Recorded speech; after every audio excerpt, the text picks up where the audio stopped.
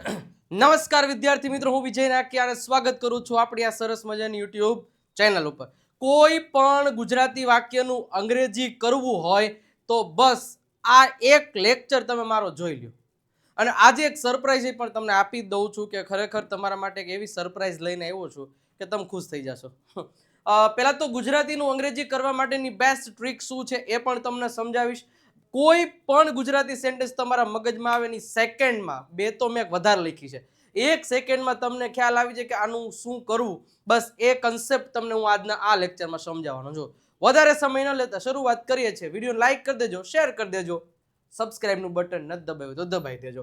હવે મિત્રો, મેઇન મહત્વની વાત મારે તમને કેવી છે, પહેલી વાર તમને કહી રહ્યો છું કે 19 જાન્યુઆરીથી 7 દિવસ, જોજો શું લખ્યું છે, દિવસ 7 લક્ષ્ય 1 ફ્લુઅન્ટ ઇંગ્લિશ, સ્પોકન ઇંગ્લિશ નો એક સરસ મજાનો વર્કશોપ 7 દિવસ ફ્રી ઓફ કોસ્ટમાં શરૂ થવા જઈ રહ્યો છે આપણી વિજય નાકિયા નામની યુટ્યુબ ચેનલ ઉપર.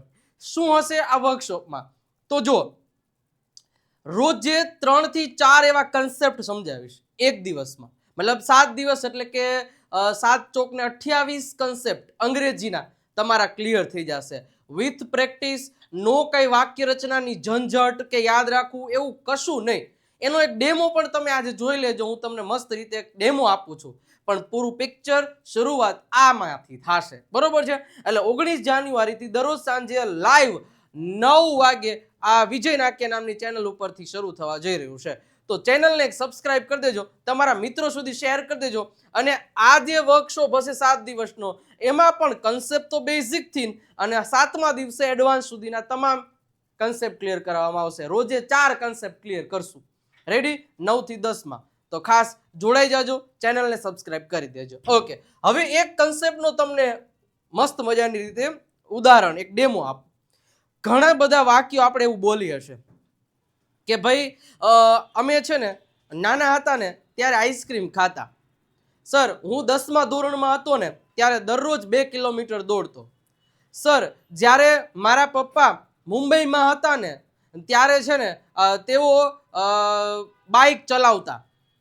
તો એક સેન્ટેન્સ તમે સમજો, હું વાક્ય શું બોલ્યો કે મારા પપ્પા બાઇક ચલાવતા, બાઇક ચલાવતા. હવે આ વાક્યને સમજવાની કોશિશ કરજો. આવા હજારો વાક્યો, આવા લાખો વાક્ય બનાવવા હોય તો કઈ રીતે બનાવી શકાય? તો આના માટે છે ને 2 શબ્દનો ઉપયોગ કરી શકાય. એક છે યુઝડ ટુ અને એક છે વુડ. આ 2 શબ્દનો ઉપયોગ કરી અને તમે આ સરસ મજાનું વાક્ય બનાવી શકો છો. આવા અઢળક વાક્યો કેમ નથી, એ દરેક પ્રકારના સેન્ટેન્સ બનાવી શકો. જેમ કે આપણે એમ કેવું હોય કે મારા પપ્પા બાઇક ચલાવતા, મતલબ મારા પપ્પા ભૂતકાળમાં કંઈક ક્રિયા કરતા. તો એના માટે સેન્ટેન્સ શું છે? મારા પપ્પા એટલે શું થશે? My father. પછી તમારે લગાડી દેવાનું યુઝડ ટુ. પછી શું ચલાવતા? બાઇક, એટલે રાઇડ થશે, રાઇડ અ બાઇક. સિમ્પલ, કશું નહીં, આટલું જ. My father use to ride a bike. અથવા તો તમે આ સેન્ટેન્સને એમ કહી શકો, my father would ride a bike. Okay, તો આ બંને સેન્ટેન્સ સાચા પડે. તો તમે કન્સેપ્ટ જોવા જાવ ને તો જો વાક્ય રચના કેવી બની. સબ્જેક્ટ, એની બાજુમાં શું આવ્યું? Used to. એની બાજુમાં શું આવ્યું? ક્રિયાપદનું મૂળ રૂપ આવ્યું. રેડી? તો આ એક કન્સેપ્ટથી તમે હજારો વાક્ય બનાવી શકો. એવું ને એવું આની વાક્ય રચના શું થાય? સબ્જેક્ટ થયું, એની બાજુમાં વુડ થયું, એની બાજુમાં વુડ થયું, એની બાજુમાં V1 થયું, ઓબ્જેક્ટ થયું. તો આ એક કન્સેપ્ટ છે કે જ્યારે કોઈ કામ કરતા ત્યારે આ યુઝ ટુ અને વુડનો ઉપયોગ કરી શકાય. હું ક્રિકેટ રમતો, નાનો હતો ત્યારે હું ક્રિકેટ રમતો, તો આઈ યુઝડ ટુ પ્લે ક્રિકેટ. ક્યારે તમે યુઝ ટુ નો ઉપયોગ કરી શકો કે આ વ્યક્તિ આ ક્રિયા ભૂતકાળમાં વારંવાર કરતો. રેડી? અમે કબડ્ડી રમતા, વી યુઝ ટુ પ્લે કબડ્ડી. અમે આ હોટલમાં લંચ લેતા, તો અમે આ હોટલમાં લંચ લેતા. તો તમે એમ કહી શકો કે we used to take our lunch in this hotel. Easy sentence છે, કાંઈ અઘરું નથી. મસ્ત મજાની રીતે તમે સેન્ટેન્સ બનાવી શકો, અઢળક વાક્ય બનાવી શકો.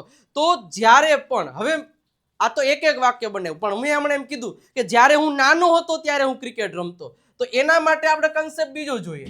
એના માટે કન્સેપ્ટ શું છે? જ્યારે હું નાનો હતો તો સિમ્પલ છે, જ્યારે એટલે વેન. હું નાનો હતો તો વેન આઈ વોઝ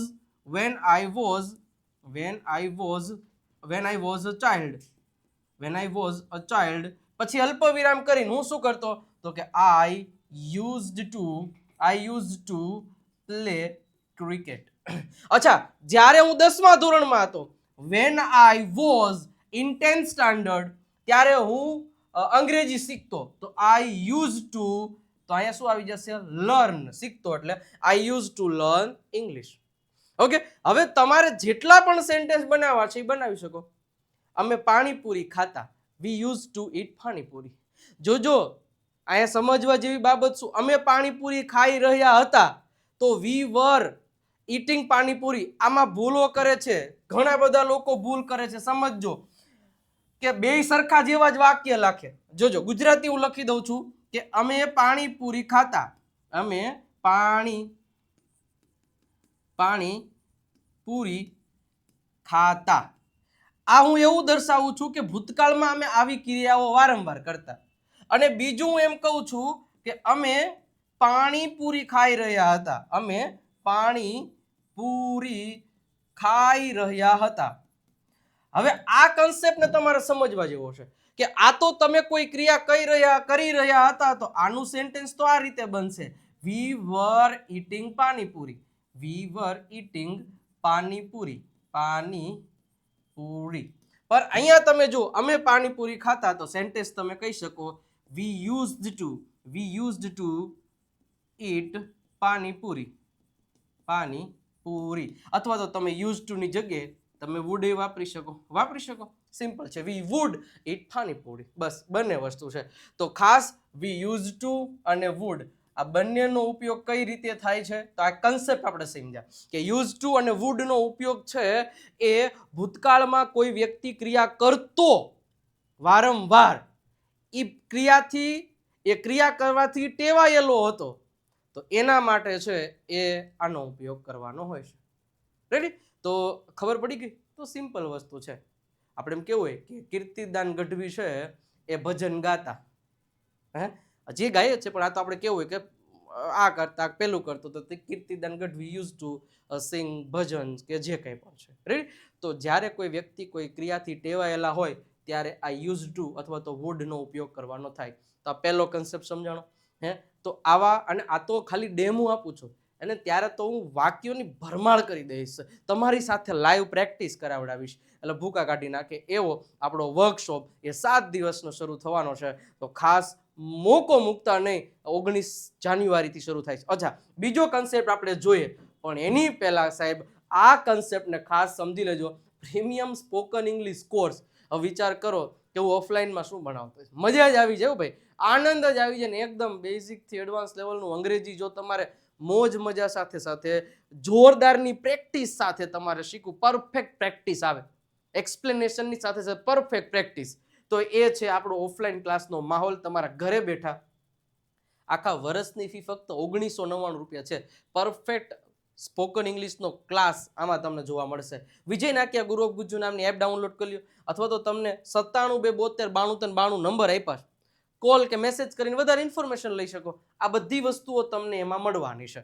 તો રાહ શેની જોઈ રહ્યો છો? અરે ખરો, જોડાઈ જાઓ. ઓકે, ચાલો હવે આગળ વધીએ. Concept number 2. હવે કન્સેપ્ટ નંબર 2 મારે તમને એ વસ્તુ સમજાવવી છે કે 2 એવા વાક્યો છે, તમને હું અહીં સમજાવી દઉં. 2 એવા વાક્યો છે કે માની લો કે આપણે એવું કેવું હોય કે અમે દોડીએ છીએ, આ પહેલું વાક્ય છે. બીજું વાક્ય એવું છે કે અમારે દોડવું છે, જોજો. અને ત્રીજું એવું વાક્ય છે કે અમારે દોડવું પડે છે. હવે આ 3માં અલગ અલગ કન્સેપ્ટ વપરાય છે, એટલે 3 કન્સેપ્ટ અહીંયા ક્લિયર થશે. ઓકે, હવે જો અમે કોઈ કામ કરીએ છીએ તો એના માટે સિમ્પલ છે, અમે દોડીએ છીએ તો સેન્ટેન્સ થશે વી રન. શું થશે? વી રન. અમારે દોડવું છે તો એનું વાક્ય આવું થાય, we want to run, we want to run. અને અમારે દોડવું પડે છે તો એનું સેન્ટેન્સ થશે વી હેવ ટુ રન. હવે તમે એક વસ્તુ અહીં નોટિસ કરો, વી રન, વી રન, વી રન, ત્રણેયમાં છે, કારણ કે ત્રણેય પ્રેઝન્ટ ટેન્સ છે. પણ એક વસ્તુ તમે નોટિસ કરો, અહીંયા છે ને આ વ્યક્તિને ક્રિયા કરવી છે, અમારે દોડવું છે એટલે અમારે કંઈક કામ કરવું છે. તો જ્યારે કોઈ ક્રિયા કરવાની ઈચ્છા હોય, જ્યારે કોઈ ક્રિયા કરવાની ઈચ્છા હોય તો એની આગળ તમારે વોન્ટ ટુ લગાડી દેવાનું, ક્રિયાપદની આગળ. એટલે આ ક્રિયા છે ને ઈચ્છાવાળું થઈ જાય. અમારે દોડવું પડે છે. હવે આમાં આ વ્યક્તિને ક્રિયા કરવી નથી, ક્રિયા કરવાની પરાયણે કરવી પડે છે, તો ક્રિયાપદની આગળ તમે હેવ ટુ લગાડી શકો છો. રેડી? આટલું સિમ્પલ. તો આ ત્રણ કન્સેપ્ટથી વાક્ય કેટલા બને? હું સ્વીકારું છું, આઈ એક્સેપ્ટ. સિમ્પલ વસ્તુ છે. વાક્ય રચના જુઓ તો સબ્જેક્ટની બાજુમાં V1 અને SKES વાળું જ રૂપ મૂકવાનું, બીજું કાંઈ નહીં. અચ્છા, હું સ્વીકારું છું, આઈ એક્સેપ્ટ. હું બનાવું છું, આઈ મેક. તેની બનાવે છે, સી મેક્સ. ક્લિયર થઈ ગયું? હવે જ્યારે કોઈ વ્યક્તિને ક્રિયા કરવી છે તો એના માટેની વાક્ય રચના છે, સબ્જેક્ટની બાજુમાં કાં તો તમે વોન્ટ ટુ મૂકો અને કાં તો તમારે વોન્ટ્સ ટુ મૂકી અને ક્રિયાપદનું મૂળ રૂપ મૂકવું પડે. માની લો કે મારે લખવું છે, આઈ વોન્ટ ટુ રાઇટ, મારે બોલવું છે, આઈ વોન્ટ ટુ સ્પીક, તેઓને સ્વીકારવું છે, ધે વોન્ટ ટુ એક્સેપ્ટ, તેણીને ઉમેરવું છે તો she wants to add, she wants to add. મારા મમ્મીને દુબઈ જવું છે, my mother wants to go to Dubai. Clear? તો જ્યારે વ્યક્તિને ઈચ્છા છે તો ક્રિયાની આગળ વોન્ટ ટુ વોન્ટ્સ ટુ લાગી દેવાનું છે. અને ત્રીજી વસ્તુ છે કે કોઈ ક્રિયા કરવી છે તો એનું સ્ટ્રક્ચર આ રીતે થાય, સબ્જેક્ટની બાજુમાં કાં તો હેવ ટુ મૂકી દો અને કાં તો તમે હેઝ ટુ મૂકી દો અને પછી V1 મૂકી દો. માની લો કે આપણે એમ કેવું કે તેણીને દોડવું પડે છે, સી હેઝ ટુ રન. તેણીને ખાવું પડે છે, સી હેઝ ટુ ઈટ. તેણીને જવું પડે છે, સી હેઝ ટુ ગો.